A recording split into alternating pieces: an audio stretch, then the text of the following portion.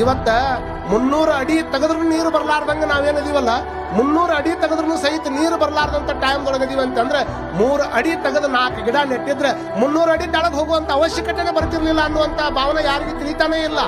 ಒಂದು ಗಿಡ ಹಚ್ಚಬೇಕನ್ನುವಂತ ಕಲ್ಪನೆ ಯಾರಿಗೂ ಬರಲೇ ಇಲ್ಲ. ಪರಿಸರ ಪ್ರೇಮ ಅಂದ್ರೇನು?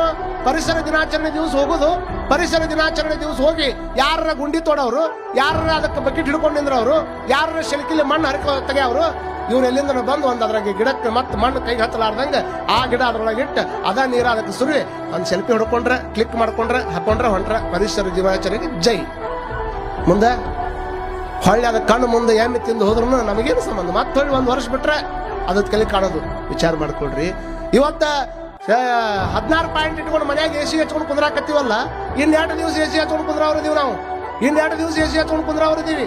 ನಿಮ್ಮ ಗಾಡಿ ಒಳಗ ಹೀಟ್ ಬಾಳ ಆಗ್ಬಾರ್ದಂತಂದ್ರ ಗಾಡಿ ಹಚ್ಚೋದಕ್ಕೆ ಪಾರ್ಕ್ ಹಚ್ಚೋದಕ್ಕೆ ಎಲ್ಲಿ ನೋಡ್ತಾರ? ಎಲ್ಲರೂ ಹೊರಗೆ ಹೋದ್ರೆ ಒಂದು ಗಿಡ ಬೇಕು. ಯಾಕೆ ಆ ಗಿಡದ ನೆಳಾಗ ನಿಂತ್ರೆ ಗಾಡಿ ಚಂದ ಇರ್ತೈತೆ ಅಂತ ವಿಚಾರ ಮಾಡ್ಕೊಡ್ರಿ.